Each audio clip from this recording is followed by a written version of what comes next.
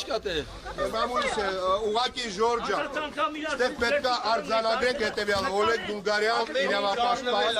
ես կմտրեմ Տիկին Նազելի Վարդանյանն էլ մոտենա, հետևյալն է տեղի ունեցել, օրինակ ես սկզբից մինչև վերջ փորձել եմ այնպես դրսևորվել, որպեսզի համայնքի բնակիչները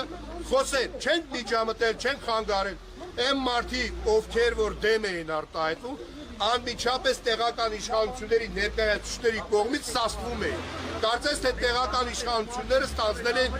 պաշտպանության դեր, որպեսզի պաշտպանեն տվյալ նախագիծը։ Այն դեպքում, երբ որ նրանք պետք է մաքսիմալ չեզոքություն պաշտպանեն, մաքսիմալ չեզոքություն, դա չեղավ։ Դահլիճի գրեթե 70%-ը, 60-70%-ը քաղաքացիներ էին, ովքեր որ դեմ էին նախագծին, բայց իրենց խոսալու հնարավորությունը ընդհատվեց, թույլ չտրվեց, անօրինական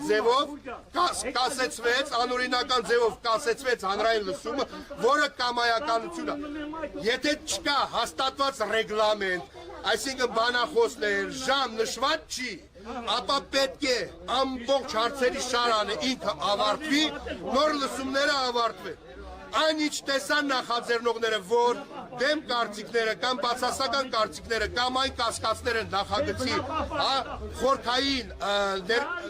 խորքային ուսումնասիրության վերաբերյալ բացակայում են, անմիջապես դադարեցրին լսումները, որպեսզի բացասական կարծիքներ հնարավորինս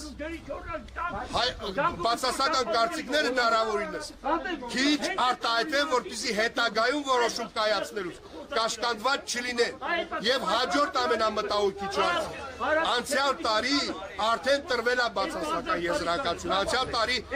լսումները եղել են էլի շատ խնդրահարույց եւ նախարարությունը տվել է իր բացասական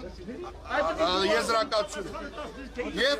ինչ է տեղ ունենում, այսինքն ամեն տարի պետք է նույն հարցով գալես գյուղ, այստեղ մենք օրենքի անկատարություն ունենք եւ այս լսումները լիազոր մարմինները պետք է չհամարեն լեգիտիմ վավեր, դրան պետք է, սա այդ լսումները պետք է ճանաչվեն անվավեր, կամայականություն է, մեկ ամիս առաջ Քարաբերդումն է եղել այնպես, հիմա էլ այստեղ, այն էլ գյուղի բնակիչներն են բոլորը հավաքված եւ խոսում, կամայական դադարեցում, օրենքի խախտում, կոնկրետ դա ինչ որ մի շահերի կողմերից ծառայեցվող մեխանիզմ է, շնորհակալություն։